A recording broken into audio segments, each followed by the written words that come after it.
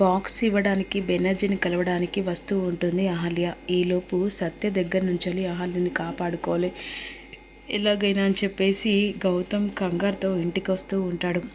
ఈలోపు బాక్స్ తీసుకొని ఎలాగైనా సరే ఆ బాక్స్ బెనర్జీ చేతిలో పడితే దేశం మునిగిపోతుంది కదా అని చెప్పేసి అహల్య పోలీసులకు ఇన్ఫర్మేషన్ చేసిన తర్వాత పోలీసులు కూడా అక్కడికి రావడానికి ప్రయత్నిస్తూ ఉంటారు. ఈలోపు గౌతమ్ ఇంటికి వెళ్ళేసరికి పైకి వెళ్ళేసరికి అహల్య కనిపించదు.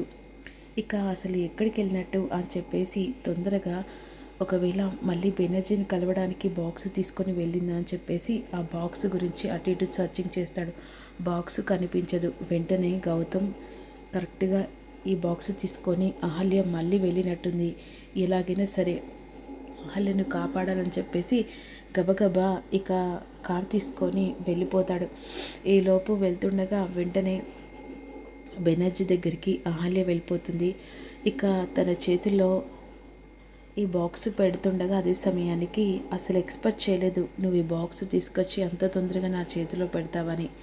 కాసేపట్లో నీ వాళ్ళందరూ చచ్చేవాళ్ళు, ఆల్రెడీ బాంబులు కూడా తీసుకొచ్చాను బెనర్జీ బెదిరిస్తూ ఉంటాడు. ఆ సమయంలో అతని చేతిలో ఇక బాక్స్ పెడుతున్న సమయంలో ఈలోపు పోలీసులు వెంటనే అక్కడికి వస్తారు. ఇక ఒక్క నిమిషం అని చెప్పేసేసరికి వెంటనే బెనర్జీ చేతిలో బాక్స్ లాక్కొని అహల్య పోలీసుల చేతికి ఇస్తుంది. సార్ వీడే సార్ త్రీవర్ వారి, వీడిని అరెస్ట్ చేయండి సార్, వీడి పేరు బెనర్జీ సార్, వీడికి నాకు ఎలాంటి సంబంధం లేదు సార్ అనే విధంగా అనేసరికి వెంటనే అరే వాడిని వదిలిపెట్టకండ్రా, వాడిని అరెస్ట్ చేయండి అని చెప్పేసరికి బెనర్జీ చేతిలో ఉన్న రివాల్వర్ తీసి పోలీసులను షూట్ చేస్తారు. వెంటనే అహల్య కంగారు పడిపోతుంది. ఇక అలా అహల్య బెనర్జీ చేతిలో బాక్స్ని తీసుకోవడానికి చాలా నరకయాతన పడుతుంది. కానీ బెనర్జీ అహల్య జుట్టు పట్టి అలా ఒక్కసారిగా తోసేస్తాడు. బెనర్జీ ఆ బాక్స్ని ఎత్తుకొని వెళ్తాడు. అరే ఆగరా అని చెప్పేసి బెనర్జీ వెనకాల అహల్య కూడా పరుగులు తీస్తూ ఉంటుంది. ఆల్రెడీ ఇక్కడ ముగ్గురు పోలీసులు చనిపోతారన్నమాట. అలా వెళ్తుండగా ఎదురుగా కారు వస్తుంది. ఆ కారు ఎవరితో కాదు గౌతమ్ది. కారుకు డాష్ ఇచ్చి కింద పడిపోతుంది. అహల్యని చూసి అహల్య గారని చెప్పేసి గబగబా కారులో నుంచి బయటికి గౌతమ్ వస్తాడు. ఈలోపు ఏమైంది, ఏం జరిగింది మీరా గారు అంటుండగా ఆ బెనర్జీ బాక్స్ ఎత్తుకపోయాడు అని చెప్పేసరికి కోపంతో ఒక రూపంతో ఇక అహల్య చెంప పగల కొడతాడు. అసలు నువ్వు ఇక మనిషివైనా, ఆ బాక్సు వాడి చేతిలో పడితే దేశం మునిగిపోతుంది.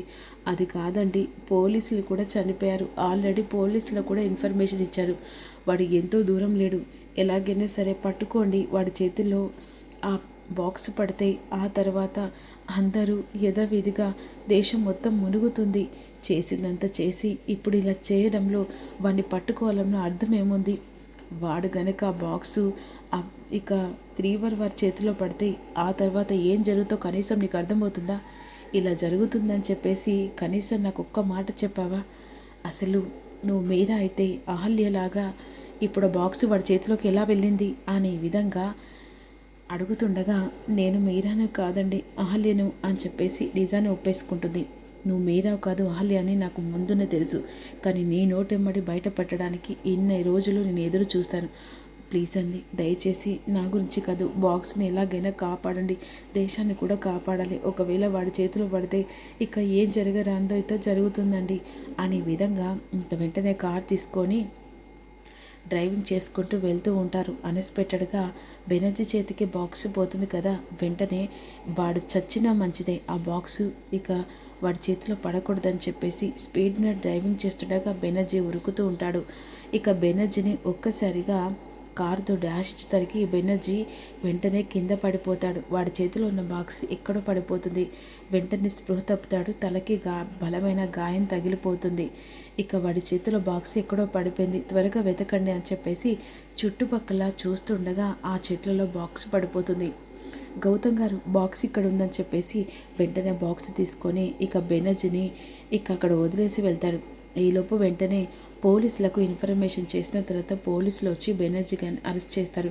ఈలోపు బెనర్జీ ఇక స్టేషన్లో ఉంటారు కదా, వెంటనే అసలు మీరు చేసింది ఏమైనా బాగుందా, క్షమించండి గౌతమ్ గారు, ఇలా జరుగుతుందని అస్సలు అనుకోలేదు, ఒక్క క్షణం వాడి చేతిలో పడితే కాసేపట్లో జరగదా అందే జరగబోయేది కదా అనే విధంగా వెంటనే ఇంటికి వచ్చేస్తారు. కాడు. ఇక్కడ ఈ ఇంట్లో వాళ్ళందరూ హాల్లో కూర్చుంటారు. అసలు మీరు ఎక్కడికి వెళ్తున్నారు, ఏడ తిరిగి వస్తున్నారు అర్థం కావట్లేదు. అసలు దీంతో నీ రాసుక పూసుక తిరగడం ఏంటిరా, రోజు రోజుకి నీ ప్రవర్తన చాలా మితిమీరుతుందిరా అనే విధంగా అవంతిక అడుగుతూ ఉంటుంది. అసలు ఏం మాట్లాడుతున్నావు అక్క, మీరా గారిని నువ్వు అలా అనడంలో కరెక్ట్ కాదు అనే విధంగా అంటుండగా, ఏంటిరా అర్థం కాదు, ఆడపిల్ల, పెళ్ళైన పిల్ల, అలాంటి దాన్ని పట్టుకొని నువ్వు ఊరంతా తిరగడం నీకు కరెక్ట్గా అనిపిస్తుందా? అసలు ఈ ఇంటికి ఒక పేరు పలుకుబడి ఉంది, కానీ ఒక బాబుని చూసుకోవడానికి వచ్చిన ఆయా ఇప్పుడు బాబును పక్కన పెట్టి నీతో మాటుగా జల్సలు చేస్తూ హ్యాపీగా ఎంజాయ్ చేస్తూ ఉంది అనే విధంగా అవంతిక నోటికొచ్చినట్టు మాట్లాడుతూ ఉంటుంది. కానీ గౌతమ్ ఓర్చుకుంటూ ఉంటాడు. ఇక మీరా గారు మీరు పైకి వెళ్ళండి అని చెప్పేసి అనేసరికి వెంటనే మీరా పైకి వెళ్ళిపోతుంది. అసలు ఏం మాట్లాడుతున్నావు అక్క, కనీసం ఒక ఆడపిల్ల అని కూడా కనికర లేకుండా మాట్లాడుతున్నవే అని చెప్పేసి ఇక గౌతమ్ అంటూ ఉంటాడు. ఈలోపు గౌతమ్ పైకి వెళ్ళిన తర్వాత వీని చూస్తూ ఉంటే రోజు రోజుకి అనుమానం వస్తుంది. ఆఖరికి వచ్చే వరకు ఇక అహల్య చచ్చిపోయింది. ఇప్పుడు ఈ మీరా చేతిలో ఇక తన చేతికి గాజులు వేశాడు. తర్వాత తన మెల్లో కూడా 3 ముళ్ళు వేస్తాడేమో. ఆ తర్వాత మీరా ఇంటి కోడలు అవుతుంది అని ఈ విధంగా అనేసరికి భానుమతి ఆలోచిస్తూ ఉంటుంది. వీని వాలకం చూస్తుంటే దీని మెల్లో 3 ముళ్ళు వేసేలా ఉన్నాడే అని షాక్లో ఉండిపోతుంది. మరోవైపు ఏంటి బామ్మ ఏం ఆలోచిస్తున్నావు, ఓ జరగబోయేది ఫ్లాష్ బ్యాక్ గుర్తు చేసుకుంటున్నావా అని కార్తీక్ అడుగుతూ ఉంటాడు. ఇక కార్తీక్ అడుగుతున్న విషయానికి ఏం మాట్లాడుతున్నావు, అయ్యో జరగబోయేది ఆలోచిస్తున్నావు, మేము జరిగేది మాత్రమే థింక్ చేశాం. ఆల్రెడీ కార్తీక్ 3 ముళ్ళు వేశాడేమో, మీరా మీద ఒక్క మాట కూడా పడనివ్వకుండా ఆఖరికి ఈరోజు బాబుని తీసుకొచ్చి తన మీద చెయ్యెత్తుతుండగా చెయ్యడ్డుకొని ఇంకొకసారి మీరా మీద చెయ్యి వేయకూడదు అని బెదిరించినప్పుడే నాకెందుకో లైట్ వెలిగింది. కొంపదీసి మీరా మీలో అహల్యలాగా ఉందని చెప్పేసి 3 ముళ్ళు అయితే వేయలేదు కదా అనేసరికి ఇంకా భానుమతికి అనుమానం చాలా చెలరేగిపోతూ ఉంటుంది. మరి భానుమతి ఇక మీరాను నిలదీస్తుందా, నిజంగానే మీరా అహల్యాని బయట పెడతాడా గౌతమ్? వీళ్ళ మాటలకి నిజాన్ని బయట పెట్టిన తర్వాత రియాక్షన్ ఇంట్లో వాళ్ళది ఎలా ఉండబోతుందో అప్కమింగ్లో తెలుసుకుందాం. Don't miss you. చిన్న లైక్ చేయండి.